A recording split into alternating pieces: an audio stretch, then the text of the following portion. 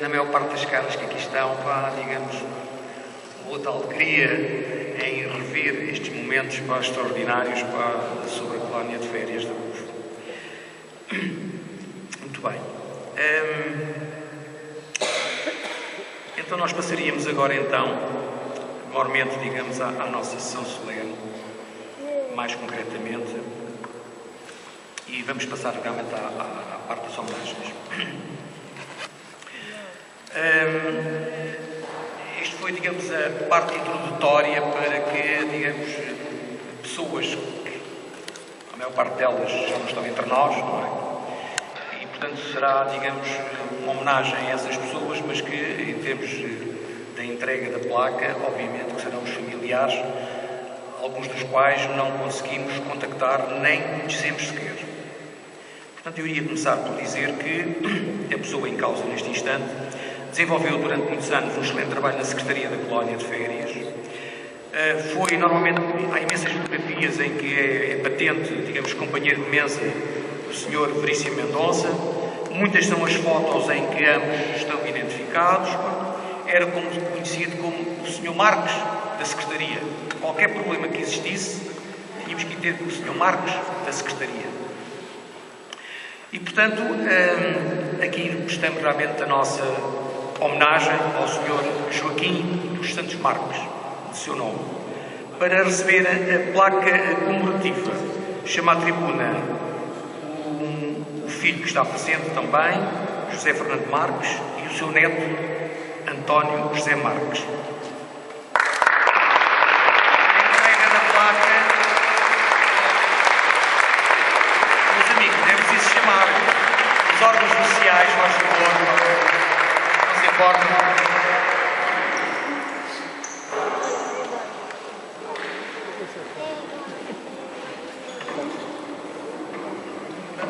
Dizia eu que, para a entrega da placa comemorativa, o vice-presidente da direção da FCA, Sr. Carlos Mesmo.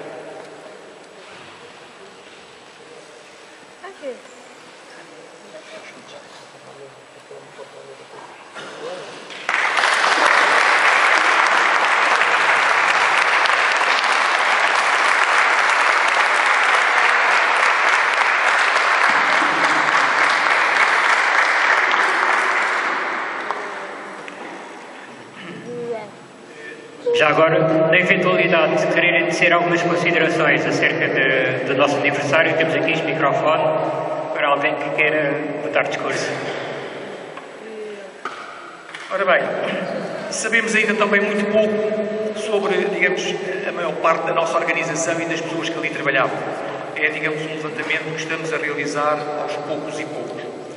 Neste instante já estamos a trabalhar, enfim, com alguns amigos, onde ele está presente, o João Camões, foi, digamos, uma das pessoas que trabalhou durante muitos anos, não só na colónia enquanto monitor, mas também no centro educativo, o Sr. Agostinho e Manuel Pereira, portanto, são pessoas que, ao fim e ao cabo, conhecem,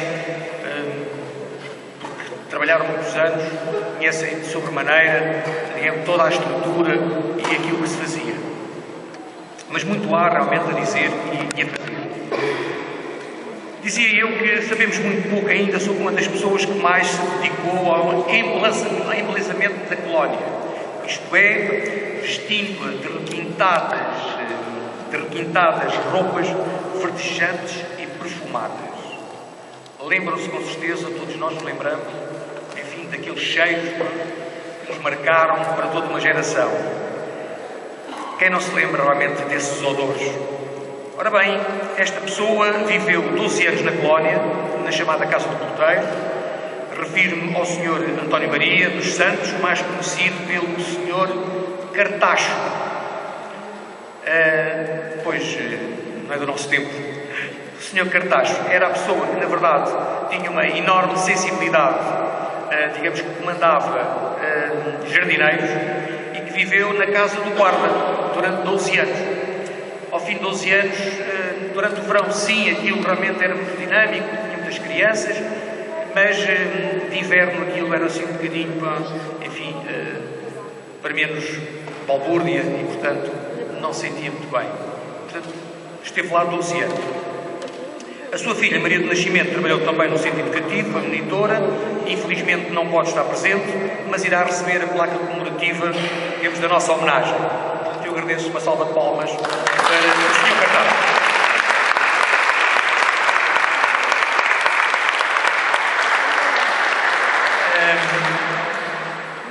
No que diz respeito aos cuidados médicos, também era seguro que a Colónia tinha um dos serviços mais exigentes ao nível da sua qualidade, e que, já o ano passado, nós aqui homenageámos o Sr. Veríssimo Mendonça. Este ano, nós quisemos, digamos, também homenagear uma outra pessoa, o Dr. Filipe Xavier Assi Aioli, homem de Gouveia, que infelizmente não pode estar presente porque a esposa foi intervencionada esta semana. Portanto, tínhamos tudo combinado. Isto parece que realmente não é fácil nos tempos que correm, mas como vimos no filme, ele dizia que estou aqui há praticamente 30 anos. Ora, estão a ver que durante 30 anos muitas crianças lhe terão passado pelas mãos. Milhares de crianças, diria eu.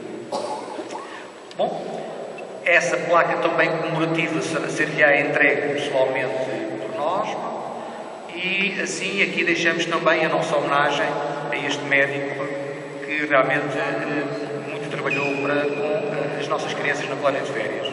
Mais uma salva de palmas.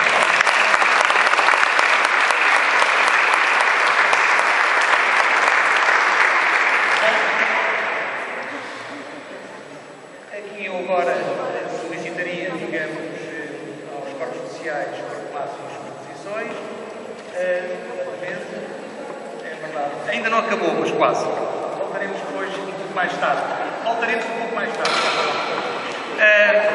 E porquê? Porque também já não está entre nós, infelizmente, e não conseguimos, conhecemos familiares de uma pessoa que foi extraordinária e que também, enfim, pensamos nós que foi o iniciador de todas estas obras. Foi uma pessoa que já também não está no nosso convívio, foi um dos grandes obreiros ao nível do nascimento do Centro de Medicina do Trabalho, implementou inspeções periódicas aos trabalhadores e também era sob a sua responsabilidade que os colonos faziam as inspeções anuais.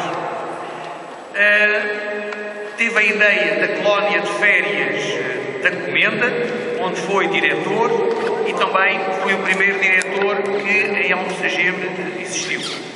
Detinha grandes capacidades de trabalho, nomeadamente ao nível da investigação, com os seus trabalhos de reconhecido valor internacional. Nós próprios temos o dever de igualmente também pesquisar e, digamos, pegar nesse património tão rico, digamos, que nos foi legado pelo Dr. Portela Gomes.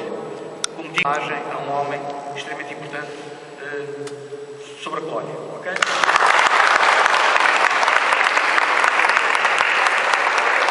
Finalmente, ele tem estado aqui em pulgas, não queremos, enfim, prolongar mais esta situação. O nosso Ricardo Cufo, aqui ao meu lado esquerdo, Ricardo Cufo, porque realmente ele, enfim, nunca adotou pelo amor que tem pela história da Companhia União Fabril, que tem um blog muito conhecido, não foi colono, mas é um daqueles amigos do peito, que se fosse, não era melhor nem era pior, era igual a ele próprio. E portanto, ele só tem realmente um problema, é que trabalha no Benfica. Pronto, é o único problema. Mas não é do Benfica. É o único problema. Ok. Portanto, ele é investigador e trabalha no museu do Sport Lisboa e Benfica. Pois, por isso é que ele tem uma blusa verde. Exatamente. Ora, ok, o Ricardo vai então falar-nos um pouco sobre a obra do grande industrial Alfredo da Silva, 10 minutos, e depois também de seguida Dom Manuel de Melo, que são, digamos, as outras duas figuras que nós tínhamos para homenagear.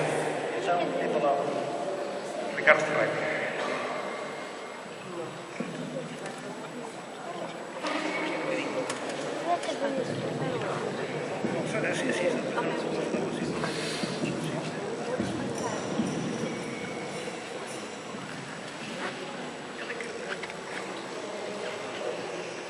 Estava difícil, mas boa tarde a todos.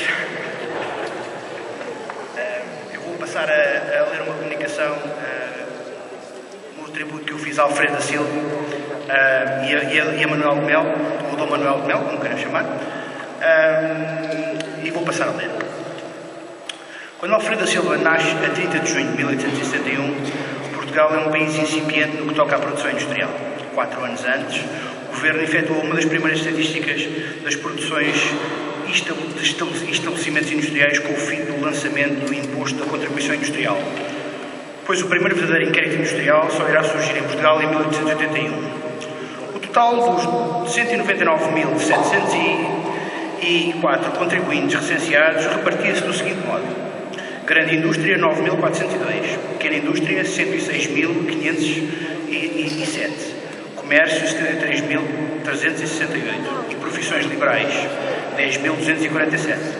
No capítulo das exportações figurava à cabeça os vinhos, as cortiças, os tecidos industriais e as conservas de sardinha. Durante toda a sua vida, Alfredo da Silva tentou demonstrar à opinião pública portuguesa os benefícios e vantagens económicas da industrialização do país. A sua vida empresarial começa aos 25 anos, enquanto diretor do Banco Lusitano, acumulando mais tarde um cargo do Conselho de Administração da Gerência da Carris, sendo o verdadeiro responsável pela introdução dos elétricos na Lisboa de 1900. A CUF, porém, será a sua verdadeira paixão, tomando-lhe todo o seu tempo. Inegavelmente foi este o seu projeto de vida, catapultando-o para o lugar supremo de capitão da indústria portuguesa. Na primeira década do século XX, Alfredo da Silva, homem de larga visão, tinha em mãos um projeto que, se bem sucedido, iria levar a União Fabril a um patamar superior em termos de indústria. E foi aqui, no Barreiro, terra de pescadores, usada no período estival pelos veraneantes lisboetas, que o industrial transformou, ao longo das décadas seguintes, num centro industrial de produção internacional ativo e dinâmico. Quando aqui chegou, aos terrenos que hoje pisamos, tudo estava por fazer. Era terra virgem a ser desbravada. Assim, pelos anos 1907-8, centenas de operários construíram em ritmo acelerado as primeiras fábricas da companhia, bairro para trabalhadores, uma central elétrica, armazéns, etc. O arranque das fábricas confirmou as suas expectativas e a CUF jamais deixou de crescer no Barreiro a um ritmo acelerado, acompanhando o progresso industrial e as inovações técnicas e tecnológicas. Mas não se pense que Alfredo da Silva apenas gastou as suas energias aqui no Barreiro. As suas iniciativas de gênio empresarial encontraram-se um pouco por toda a parte. Se é verdade que o coração e os principais meios de produção da companhia se encontravam aqui no Barreiro, o facto é que o seu projeto industrial extravasou desde cedo as fronteiras do Barreiro e Lisboa para abraçar todo o país. Veja-se, por exemplo, o caso Alfagaredo, onde ergueu uma fábrica de azeites, o mesmo acontecendo em Mirandela, as fábricas de sulfureto de carbono no Porto, os gessos de Óbidos, as plantações da António Silva Gouveia na Guiné, e assim como plantações na Companhia do Congo Português em Angola, ou até da fábrica de enxofre de Sevilha. À medida que a União Fabril crescia, diversificava-se as atividades, dando assim origem a novas empresas e novas marcas, tais como a Sociedade Geral na navegação, a Casa Bancária José Henriques Tota nos bancos, a Casa Gouveia na produção de oleaginosas, bem como a Companhia de Seguros de Império, que foi a última coisa que ele fundou, 15 dias antes de morrer. E a Companhia Animatográfica dos Restauradores, que era dona do cinema Éden. Esta é menos conhecida das pessoas. A obra social que tem nas realizações da Industrial Alfredo da Silva um sustentáculo de grande importância, sem a qual não teria sido possível erguer tão vasto conglomerado. Durante a sua vigência, à frente dos destinos da companhia, criaram-se bairros para trabalhadores, postos médicos, dispensa para trabalhadores, refeitórios e cantinas, um grupo desportivo e, à data da sua morte, estava em marcha a construção de um magnífico hospital, que foi inaugurado em 1945. Esta obra social, cuja semente foi plantada por Alfredo da Silva, foi depois regada e acarinhada bastante ampliada pelos seus sucessores, tornando-se mesmo um modelo de excelência no nosso país. A grande família cufista, como o industrial gostava de chamar aos seus trabalhadores, era de facto diferente das demais existentes no país. Trabalhar na companhia era sinónimo de ter os maiores benefícios sociais numa época onde as condições de vida nem sempre eram fáceis. Atraídos por essas condições de vida, eram vê-los diariamente chegados de todos os lados do país, sobretudo do Alentejo e das Beiras, à porta dos grandes portões, à espera que a CUF metesse gente. Alfredo da Silva vem a falecer a 22 de agosto de 1942. Nessa altura, a CUF era já o maior grupo industrial português do Complexo do Barreiro, o maior da Península Ibérica e um dos maiores a nível europeu. Não quis que as suas fábricas parassem pela sua morte, pois parar é morrer. Assim, e em forma de tributo, por todas as suas fábricas, os silvos estridentes dos apitos e das sereias ecoaram para que todos ouvissem esse último adeus, enquanto as grandes chaminés que quase tocavam os céus libertavam o fumo enegrecido, sinónimo para muitos de trabalho, de pão e progresso. E agora vou passar a Dom Manuel de Melo, também um homem que continuou o trabalho gizado por Alfredo da Silva. Manuel Augusto José de Melo nasceu a 26 de julho de 1895 no seio de uma família aristocrática, os Condes do Cartacho, que estavam muito ligados à família real portuguesa. Como é hábito, na época, o jovem Manuel de Melo teve uma educação espartana. Quanto aos primeiros estudos, pode dizer-se que o jovem, apesar das paragens escolares efetuadas devido à turbulência e agitação social nesses primeiros tempos da República, era daqueles alunos que conseguia garantir a passagem dos anos letivos com notas razoáveis. Por esses anos, os que podiam enviavam os filhos para as escolas no exterior, onde pudessem prosseguir os seus estudos. Foi o que aconteceu ao jovem Manuel de Melo. Nascido entre os anos 1913 e 1914, efetuou estudos na Academia Internacional de Comércio em Zurique, onde existia uma pequena colónia estudantil portuguesa. Para matar as saudades da longínqua pátria, o grupo reunia-se em tertúlias que acabavam em ambiente descontraído por entrefados e guitarradas. Em 1915, o jovem, então com 20 anos, e com os estudos efetuados, regressa a Portugal, época na qual se adensavam já ao longe as nuvens negras da Primeira Guerra Mundial. No período estival, as famílias Silva e Cartacho instalavam-se nas suas casas de Sintra, um local de clima ameno e onde imperava a calma e a tranquilidade. Foi entre os habituais piqueniques e borricadas à serra que o high life proporcionava que Manuel de Melo conheceu Amélia Dias da Silva, filha do industrial Alfredo da Silva. O namoro terá começado por volta de finais de 1916, mas a entrada de Portugal na Grande Guerra precipitará o jovem para o cumprimento do dever militar. Em setembro de 1917 e junho de 1918, na qualidade de oficial miliciano do Corpo Stacionário Português, desdobra-se entre Inglaterra e França, onde desempenha variadas funções. Regressado a Portugal, o namoro com Amélia Dias da Silva estreitou-se, culminando no casamento ocorrido no dia 28 de maio de 1919. Dias antes, Alfredo da Silva, homem enérgico e direto, terá feito a famosa pergunta ao seu futuro genro: casa-se também com a CUF? E de facto assim aconteceu. O industrial não poderia ter arranjado melhor partido para assegurar a continuidade do seu império fabril. Até 1942, Manuel de Melo foi o seu braço direito nos destinos da CUF e o garante do cumprimento das suas ordens a quando do seu exílio forçado entre os anos 1919 e 1927. Com a morte de Alfredo da Silva, em agosto de 1942, ascende à presidência da CUF, num período caracterizado pela turbulência da Segunda Guerra Mundial. Não foi fácil gerir os destinos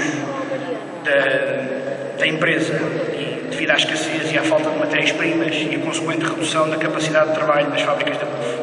Manuel de Melo conhecia a realidade social dessa época, cheia de miséria, pobreza e fome, com aumentos brutais do custo de vida.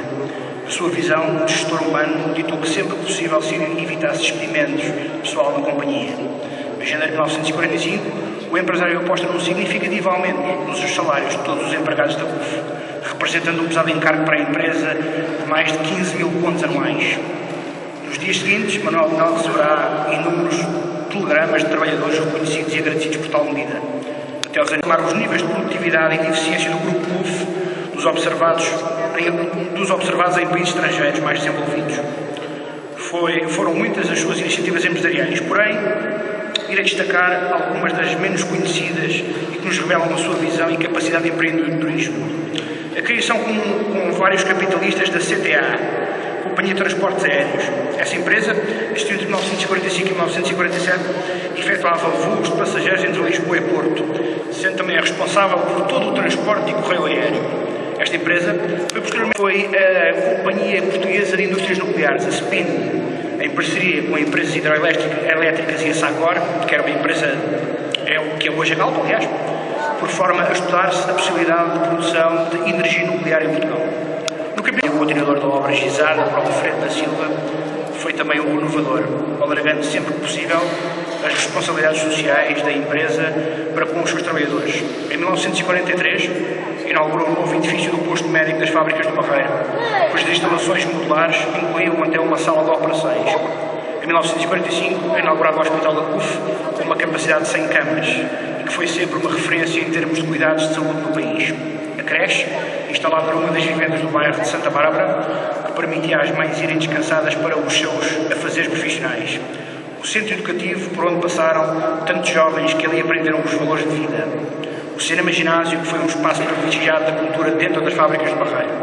A transformação da despensa num moderno supermercado. As novas instalações do grupo desportivo da CUF, bem como os novos lares para trabalhadores. Os amplos apoios dados a agentes do Barreiro, apoios esses traduzidos em somas avultadas que a companhia doou para restauros nas igrejas, para a Escola Industrial Alfredo da Silva ou para o novo Hospital Distrital do Barreiro. E como corolário de toda esta obra social, está no seu topo a colónia de férias. A primeira, instalada nas matas da Rábida, onde eram montadas tendas, nas quais milhares de jovens tinham a possibilidade de usufruir de um contacto são com a natureza e onde reforçavam as suas amizades, camaradagem e espírito de grupo em alegres brincadeiras e jogos. A segunda, inaugurada em agosto de 1950, pelas mãos de Dom Manuel de Melo e pelo seu filho Jorge, em Almocegem, com instalações modulares que marcaram gerações de filhos de CUF que por lá passaram. No início dos anos 60, a doença de Parkinson foi um inimigo terrível para Dom Manuel de Melo, que aos poucos começou a entregar os destinos da companhia aos seus filhos, tal como era desejo do próprio Alfredo da Silva. Veio a falecer na madrugada de 15 de outubro de 1966, numa obra que ajudara a criar, o Hospital da CUF. E termino este texto com as palavras marcantes das últimas vontades de Manuel de Melo: que se mantenham sempre unidos, que se mantenham sempre amigos, protegendo-se e ajudando-se mutuamente e unidos. Mantenham a obra do vosso avô como eu sempre procurei fazer, o melhor que sou e o melhor que pude, e que na União Fabril mantenham a sua obra social e, se possível, desenvolvendo-a. Explicações. Muito obrigado. Portanto, nesta altura, nós deveríamos chamar os familiares à tribuna e entregarmos, portanto, as placas comemorativas. Como é evidente, as pessoas não puderam estar presentes, enviaram-nos, na verdade, a informação de que estavam fora do país. E, portanto, digamos que serão entregues em mão as placas logo que seja possível. E, portanto, mais uma salva de palmas, por favor.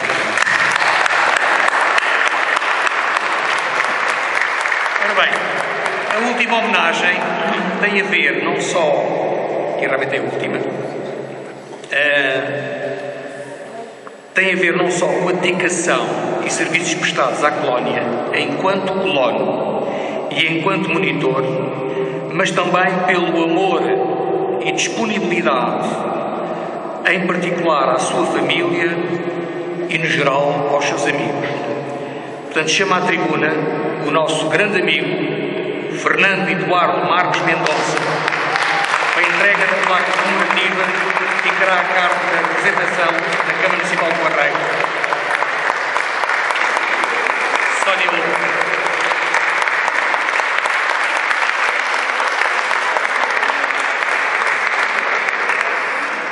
Senhores, quero fazer o favor de subir ao palco.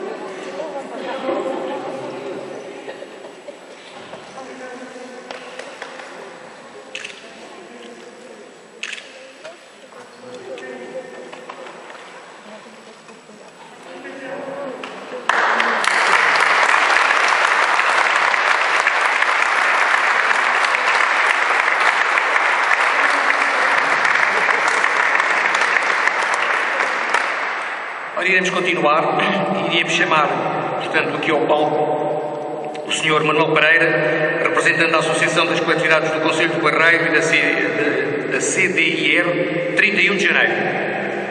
Portanto, representa duas associações.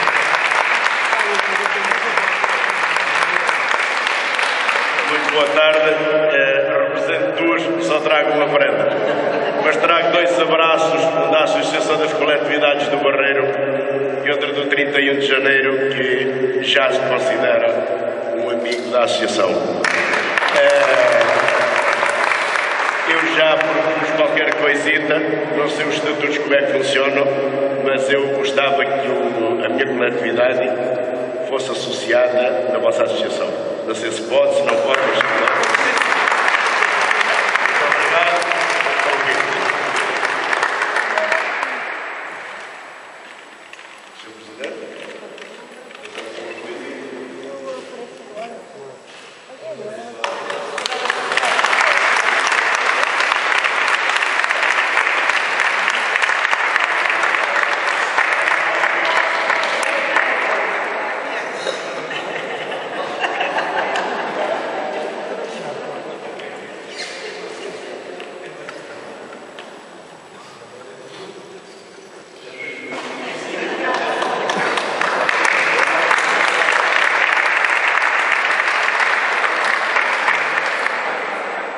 A seguir, o Sr. António Marques, representando a União de Freguesias de Bolfachilinho de Santo André, de Drena, não se importa de subir ao palco. Meu grande amigo.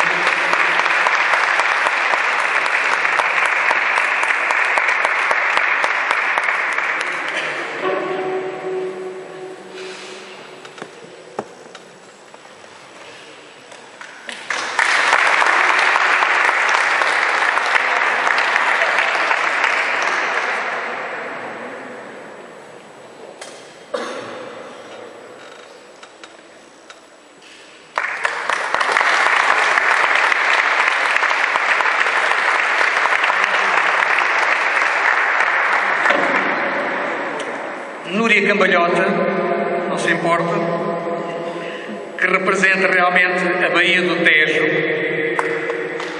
O Sr. Administrador esteve presente, o arquiteto Sérgio Saraiva, mas teve que sair e, portanto, levou na Núria Cambalhota. Muito obrigado.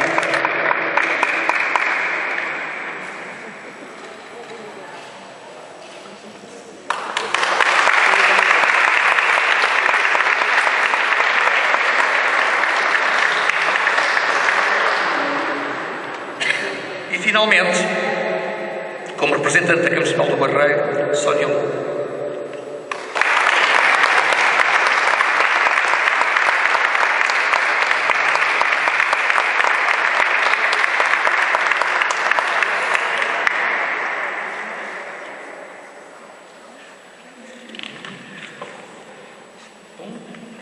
E o senhor?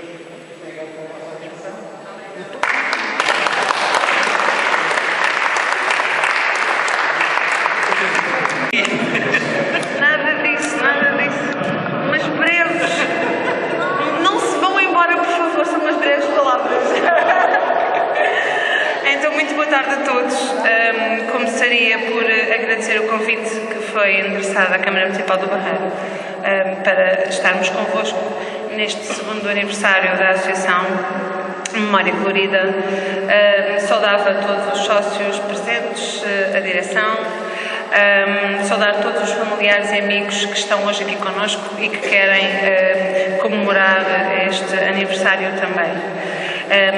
É uma associação muito recente, muito jovem, mas seguramente que tem muitas e muitas memórias e são coloridas porque o próprio nome indica, os polos que vocês hoje têm vestidos, o próprio nome o indica, o sorriso dos vossos lábios, o próprio nome associa ao nome que vocês quiseram atribuir. São sem dúvida memórias que vos trazem com certeza alegrias, que vos trazem boas memórias e que trazem a memória da confraternização, da amizade e da camaradagem. É mesmo esse o espírito da colónia, o espírito da solidariedade, do companheirismo, o espírito da cultura, do desporto, porque não sendo eu, não fui à colónia da CUF, mas fui à colónia da CP, fazendo aqui só um parênteses, e acabei por reviver, enquanto estive aqui a ver o filme, um bocadinho aquilo que eu também lá passei, e portanto acabei por me retratar aqui um bocadinho nesse vosso espírito, nessa vossa, e naquilo que vocês estavam a viver também um bocadinho. E portanto, sem dúvida nenhuma que esse espírito de camaradagem, de companheirismo está ali retratado. Estava aqui há pouco a comentar que quando vem à memória a colónia, vem-me à memória o pão com a marmelada, porque eu comia imenso pão com marmelada lá, e vinha-me à memória também alguns jogos como, por exemplo, a caça ao tesouro e tantos outros que nós fazíamos também, que se calhar vocês também fizeram, e isso faz parte das colónias de férias, sem dúvida.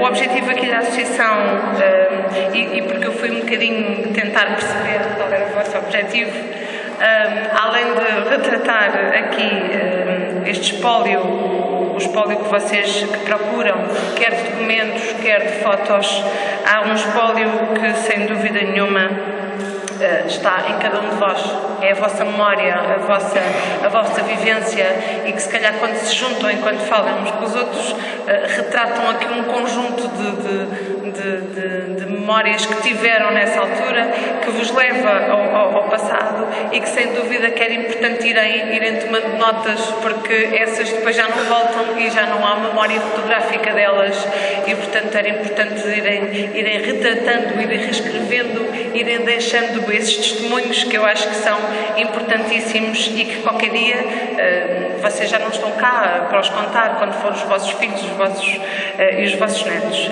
E portanto essas memórias têm que ser revividas e que se calhar contadas, mas se calhar não é só a memória da colónia que se calhar vos faz, e quando estão juntos relembram e retratam, se calhar aquela memória dos vossos pais, dos vossos avós, quando chegavam da fábrica e quando vocês se sentavam ao colo deles, ao lado deles, e que vos diziam: então pai, como é que foi o teu dia de trabalho, que eles faziam um bocadinho a conversa de como é que foi, de como é que correu o dia de trabalho. Se calhar também têm todos vocês têm imensas histórias para contar da fábrica e do trabalho que foi, que os vossos avós e que os vossos pais faziam, e portanto se calhar vai mais além da memória da colónia de férias. Portanto, se calhar há muitas mais memórias que vocês têm sem ser da colónia.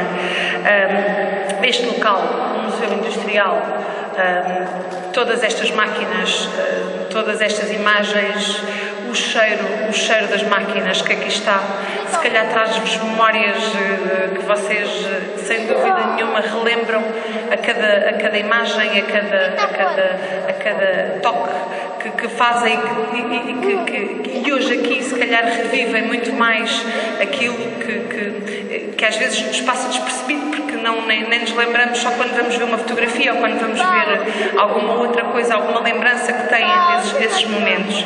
E portanto acredito que há muito mais para contar além das memórias da associação e da colónia.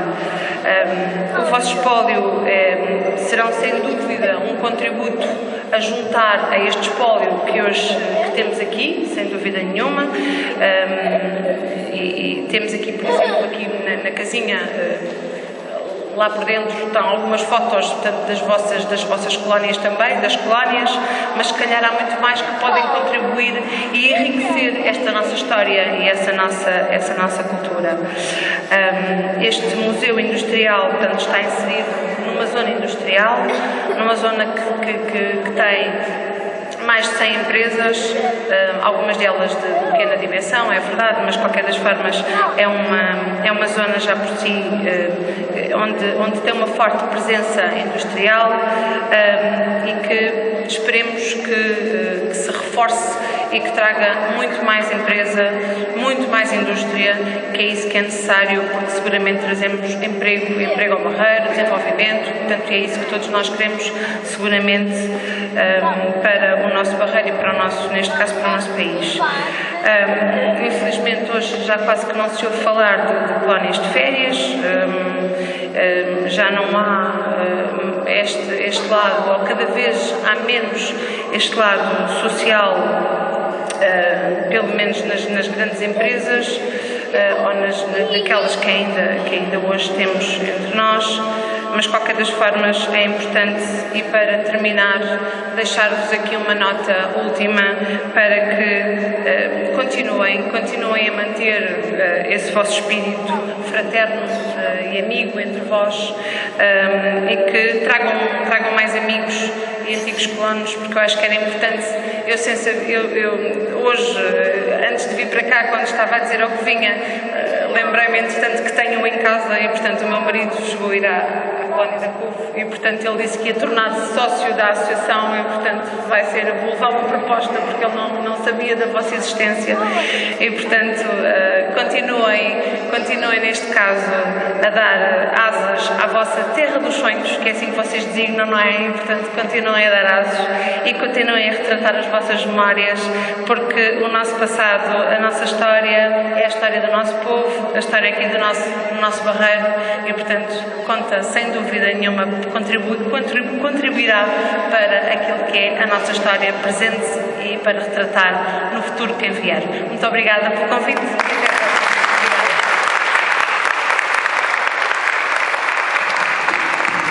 Obrigado, Sra. Vereadora. Eu espero não ter esquecido nenhuma associação. Não. Referi todas.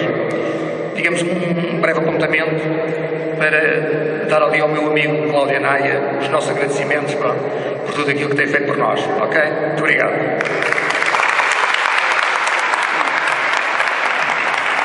Gostaríamos ainda de agradecer alguns apoios e patrocínios que foram prestados, nomeadamente ao Museu Industrial Baía do Tejo, senão não estaríamos aqui. Muito obrigado. As condições sonoras e valor pecuniário à União das Freguesias do Alto Seixalinho, Santo André e Verdarena, na pessoa aqui também do António Marcos. As cadeiras à Câmara Municipal do Barreiro e à Mafraria, pelos géneros alimentícios que tão gentilmente nos atribuiu. À Sociedade Recreativa da Baixa da Serra pela cedência de materiais diversos, à Escola Alfredo Silva pela cedência dos expositores, e parece-me que, para já, é tudo.